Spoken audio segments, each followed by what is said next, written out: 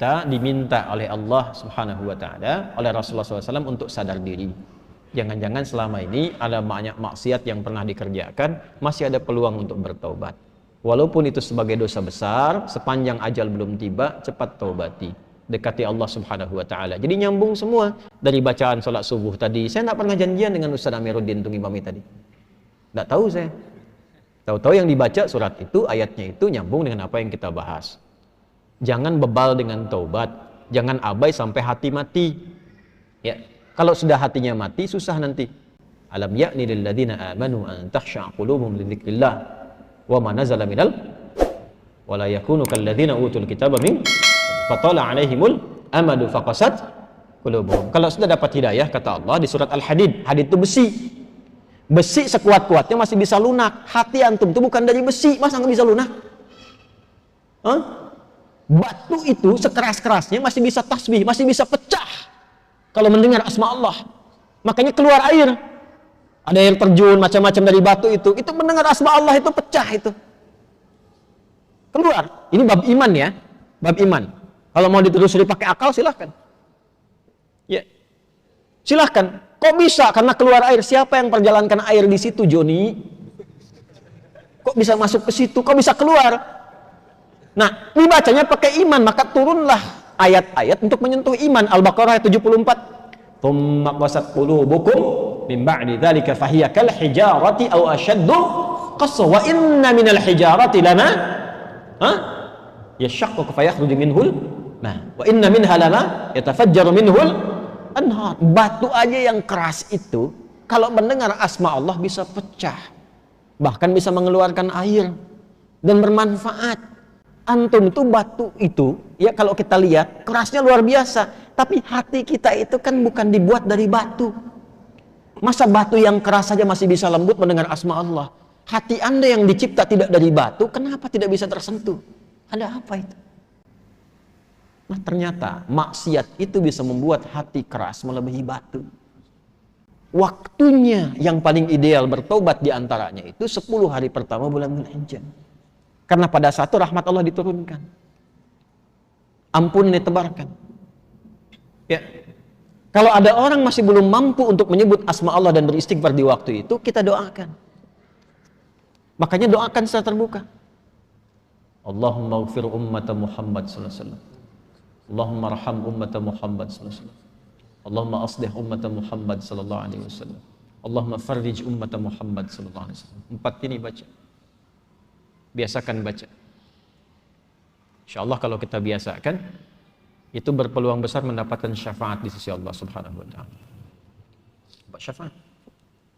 Dari mana taunya? Bukan lu taati itu. Itu ada ilmunya. Ada riwayat yang tersambung sampai di bab Yaumul Hisab. Jadi ada 2 sahabat, 2 orang. Yang satu menzalimi kawannya.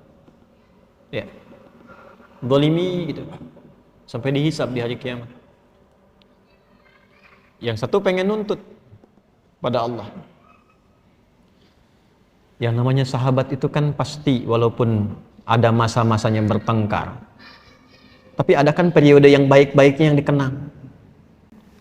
Makanya Sayyidina Ali bin Abi Thalib radhiyallahu taala anhu pernah mengajarkan, kalau saling menyukai, ini menyukai dalam arti berteman baik ya. Kalau saling menyukai, berteman baik, yang sewajarnya saja. Jangan berlebihan. Nah, sewajarnya ini standar agama. Ya, standar agama itu tinggi sekali. Saling berbagi, saling memperhatikan dalam kebaikan, ya. Nah, sewajarnya itu yang dimaksudkan. Jangan berlebihan. Khawatirnya nanti saat ada kebencian, kembalinya lama. Tapi kalaupun tak suka, jangan berlebihan. Siapa tahu satu masa ada momen pertemuan yang saling mengikat, nanti kenalannya lama.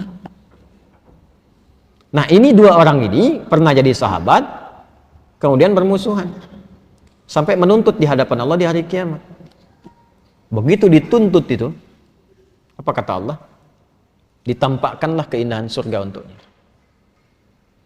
Begitu ditampakkan, bertanya, ya Rabb, untuk siapa surga ini? Maka dijawab, kama qala, maukah aku tawarkan?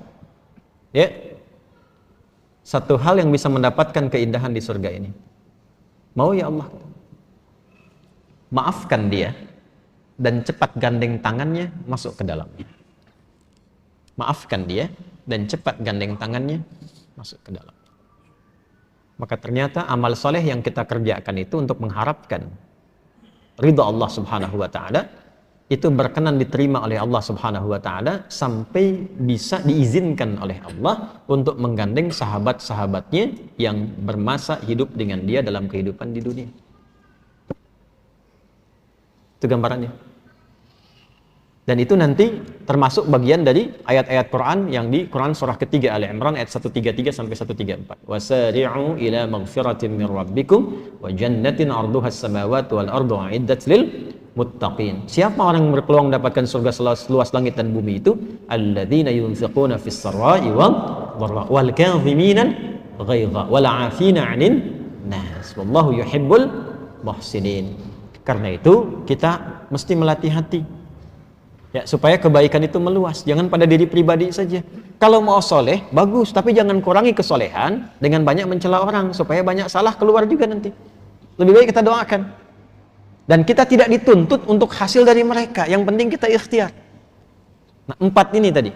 Allahumma ighfir ummata Muhammad. Allahumma ighfir ummata Sayyidina Muhammad SAW. Allahumma arham ummata Sayyidina Muhammad SAW. Allahumma aslih ummata Sayyidina Muhammad SAW. Allahumma farrij ummat Sayyidina Muhammad SAW. 4 ini biasakan. Ya Allah, mohon ampuni dosa-dosa umatnya Nabi Muhammad SAW. Ya Allah, mohon sayangi umatnya Nabi Muhammad SAW. Ya Allah, mohon perbaiki keburukan-keburukan atau kekurangan umatnya Nabi Muhammad SAW. Yang keempat, ya Allah, mohon bahagiakan umatnya Nabi Muhammad SAW.